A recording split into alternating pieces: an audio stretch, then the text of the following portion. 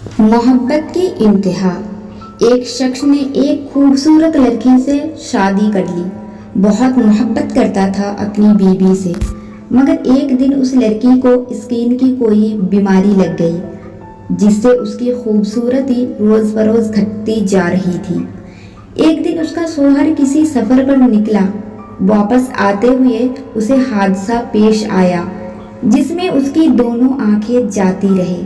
खैर, उनकी शादीशुदा जिंदगी यूं ही चलती रही और उसकी बीवी की खूबसूरती और ज़्यादा कमती रही।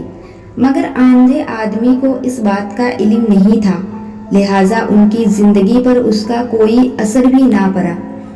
दोनों एक दूसरे को पहले की तरह चाहते थे और एक दूसरे का ख्याल रखते रहे।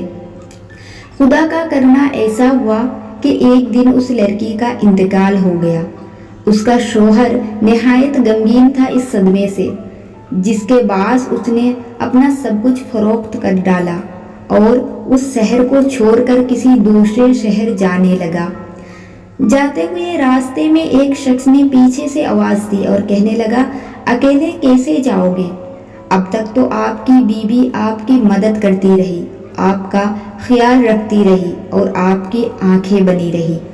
आंधे आदमी ने कहा, मैं आंधा नहीं था, मगर उसे ऐसे दिखा रहा था जैसे मैं आंधा हूँ, क्योंकि अगर उसे ये पता होता कि मैं उसकी बदसूरती देख सकता हूँ तो ये एहसास उसे उसकी बीमारी से ज़्यादा तकलीफ़ देती। इसलिए मैंने आंधे होने का ड्रामा किया। वो बहुत अच्छी बीवी थी, मैं बस उसे खुश रखना चाह रहा था।